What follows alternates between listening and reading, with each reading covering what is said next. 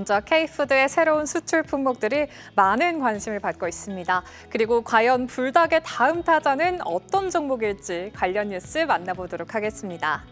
불닭의 신화가 계속되고 있습니다. 100만 원을 돌파하면서 황제주 자리에 안착한 건 이미 오래전 일이고요.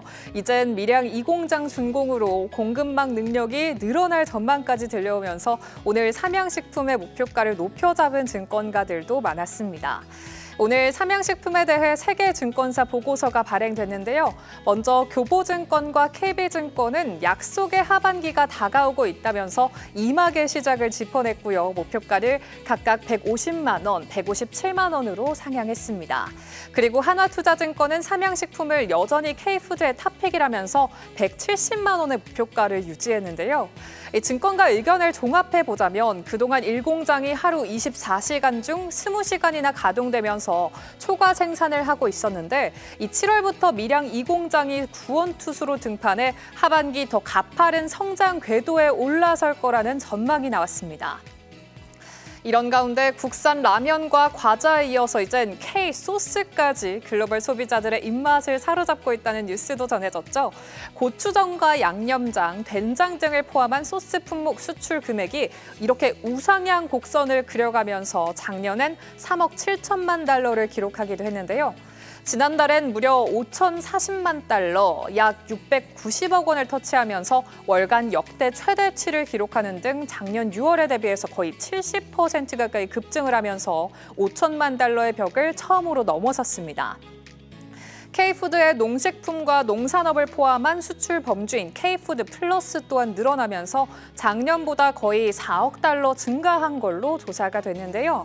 최근 무더위가 지속되면서 국내 아이스크림 판매량이 증가한 가운데 상반기 아이스크림 수출액이 역대 최대치를 기록한 점도 주목됐습니다.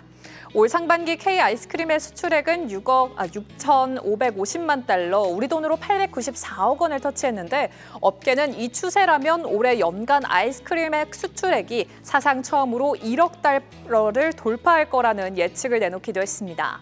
이처럼 라면과 과자 등 K푸드의 인기를 소스와 아이스크림 등이 이어받는 가운데 과연 넥스트 삼양식품으로는 어떤 종목들이 유망할까요?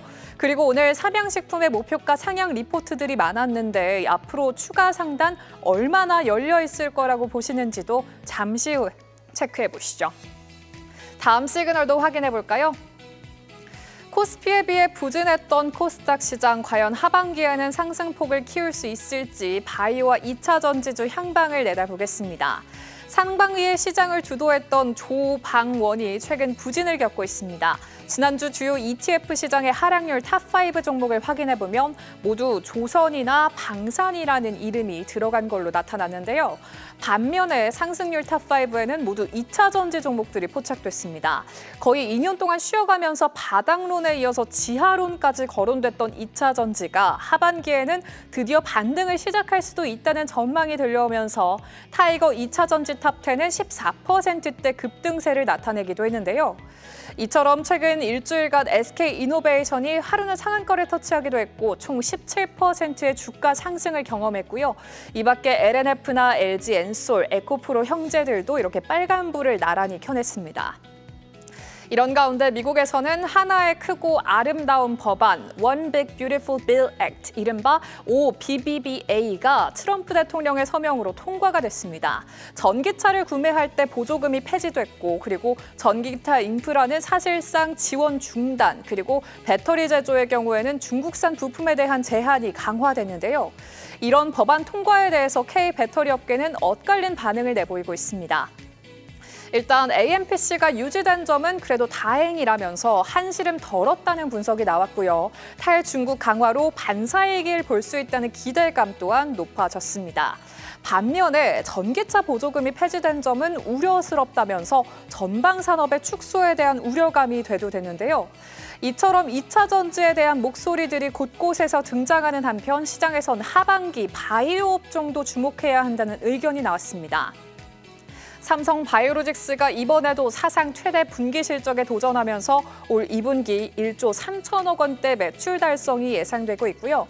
거기다가 이재명 정부가 바이오 헬스케어를 미래의 전략 사업이자 대한민국의 성장을 이끌 중요한 한 축으로 지목한 가운데 보건복지부가 관련 정책을 담당하는 보건산업정책국을 실로 격상하는 방안을 추진하는 등 이 정부의 모멘텀도 받쳐주고 있는 상황입니다.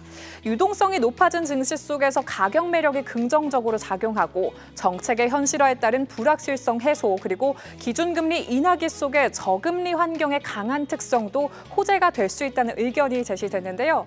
또 최근 글로벌 시장에서 조단위 투자가 잇따르고 있는 AI 신약 개발 열풍이 불고 있죠. 특히 구글과 아마존, 엔비디아 등 글로벌 IT 공룡들이 이 AI 신약 개발 분야에 통 큰 투자를 단행하면서 산업이 빠르게 성장하면서 우리 정부 또한 이렇게 AI 신약 개발 실증 사업에 나섰습니다. 과연 바이오주 향후 투자 전망은 어떻게 될지 그리고 2차 전지와 바이오가 하반기를 주도할 섹터가 될 수 있을지도 주목되고 있습니다. 투자 전략 함께 포착해 보시죠. 오늘 장 마켓 시그널 확인해 봤습니다. 계속해서 다양한 경제 이슈를 알고 싶다면 구독과 좋아요, 알림 설정 부탁드립니다. AI 캐스터 권미정이었습니다.